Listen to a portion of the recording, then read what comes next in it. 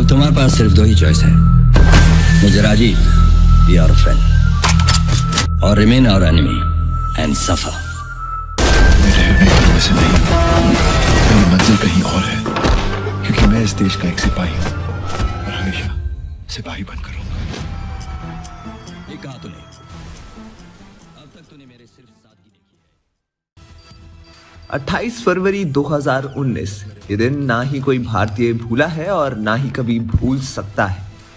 ये वो दिन था जब भारत के हर एक बच्चे का जबान पर सिर्फ एक ही रट थी, हमें हमारा सिपाही लौटाओ, हमें हमारे अभिनंदन लौटाओ। अभिनंदन वर्तमान एक भारतीय वायुसेना के फाइटर पायलट हैं, जिन्हें भारत और पाकिस्तान के बीच हवाई लड़ाई में उनके विमान को मार गिराए जाने के बाद 60 घंटे तक पाकिस्तान में कैद रखा गया था।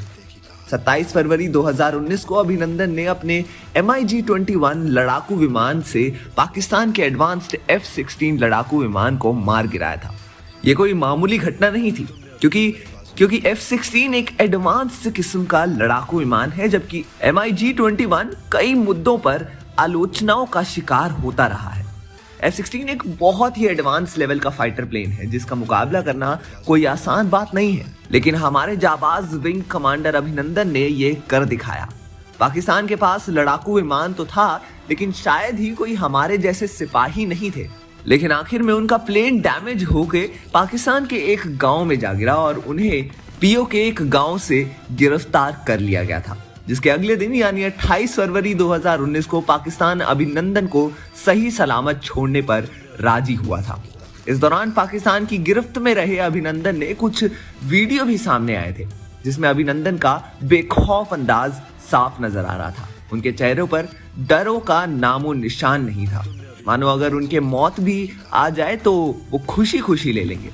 अभिनंदन के वो वीडियो सोशल मीडिया पर भी काफी शेयर किए गए थे और अभिनंदन हिंदुस्तान के घर घर में फेमस हो गए थे। अभिनंदन वर्तमान का जन्म 21 जून 1983 को कांचीपुरम के तिरुपनमूर में हुआ था। अभिनंदन ने अपनी स्कूली शिक्षा सैनिक वेलफेयर स्कूल अमातावतीनगर चेन्नई में की और राष्ट्रीय रक्षा अकादमी से स्नातक किया। बाद में उन्हें बठिंडा में IAF केंद्रों में प्रशिक्षित किया गया और 19 जून 2006 को उन्हें उड़ान भरने के लिए पदोन्नत किया गया था। 27 फरवरी 2019 को भारत में पाकिस्तानी वायुसेना के साथ वापस लड़ते हुए अभिनंदन का विमान MiG-21 दुर्घटनाग्रस्त हो गया और वो पाकिस्तानी क्षेत्र में गिर गया। अपने यान को मार गिराने से कुछ ही सेकंड पहले उन्होंने अमेरिका निर्मित एक पाकिस्तानी F-16 को मार गिराया। जैसे ही वो अपने पैराशूट से नीचे गिरे, वो कंफ्यूज हो गए और उन्हें लगा कि वो इंडिया में ही गिरे हैं। अनहोनी से एक लड़के से उन्होंने पूछा कि क्या वो भारत में है, और लड़के ने पुष्टि में उत्तर दिया। अपने आसपास के लोगों को वेशभूषा देख के और लोगों की भाषा सुनकर वो समझ गए ये भारत तो नहीं है, और वो समझ गए कि वो पाकिस्तान में जा गिरे हैं।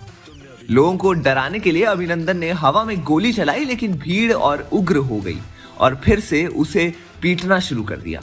इसके बाद उन्होंने हवा में एक और गोली चलाई, लेकिन पिस्तौल ले जा रहे आम लोगों में से एक ने उनके घुटने पर वार कर दिया। वर्तमान ने तब अपनी पिस्तौल फेंक दी और कुछ दस्तावेज खा लिए जो वो अपनी जेब में रखे हुए थे, ताकि वो दुश्मन के हाथों में ना पड़े। लोगों ने उन्हें खूब मारा जितना वो मार सकते हैं और अपनी भाषा में उन्हें खूब गालियां भी दी, लेकिन अभिनंदन कुछ ना कर सके। वहां उनके साथ बहुत बुरा व्यवहार हुआ। इसके बाद अभिनंदन को पाकिस्तानी सेना ने हिरासत में ले लिया था और उनके पकड़े जाने के बाद एक वीडियो सामने आया, जिसमें अभिनंदन को पाकिस्तानी सेना द्वारा बंधे हुए, आंखों पर पट्टी बांधकर और उनके चेहरे से खून बहते हुए पूछताछ करते हुए दिखाया गया था। इतनी प्रताड़ना के बाद भी उन्होंने भारत के बारे में कोई जानकारी लीक नहीं की। इतनी मार खाने के बाद भी अभिनंदन ने कुछ भी नहीं बोला और इंडिया की कोई भी सिक्योरिटी डिटेल्स लीक नहीं होने दी। पूरे भारत ने अभिनंदन के लिए प्रार्थना की और भारत सरकार ने पाकिस्तान से भारतीय विंग कमांडर की तत्काल सुरक्षित वापसी के लिए कहा। आखिरकार 1 मार्च 2019 को विंग कमांडर अभिनंदन को पाकिस्तान ने 60 घंटों के बाद रात करीब 9 बजे वाघा बॉर्डर पर भारत की BSF को सौंप दिया था।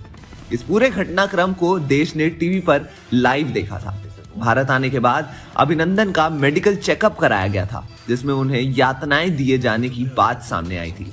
विंग कमांडर अभिनंदन को छोड़ने का ऐलान करते हुए पाकिस्तान के प्रधानमंत्री इमरान खान ने सदन में इसको पाकिस्तान का दोस्ताना रवैया बताया था, जबकि हकीकत इसके काफी उलट थी। अब साफ हो चुका है कि पाकिस्तान इस बात से घबरा गया था कि अगर अभिनंदन को नहीं छोड़ा गया तो भारत कड़े कदम उठा सकता था। ये बात अब पूरी तरह से दुनिया के सामने आ चुकी है। पाकिस्तान की संसद में पाकिस्तान के पूर्व विदेशी मंत्री ख्वाजा मोहम्मद आसिफ ने भारत से डर का खुलासा करते हुए कहा है कि भारत के खौफ के कारण पिछले साल विंग कमांडर अभिनंदन वर्धमान की रिहाई हुई थी। भारत को खुश करने के लिए अभिनंदन को छोड़ा गया था। वहीं पाकिस्तान असेंबली के पूर्व स्पीकर अयाज सादिक ने कहा, उस समय पाकिस्तान को डर था कि कहीं भारत उस पर हमला ना कर दे।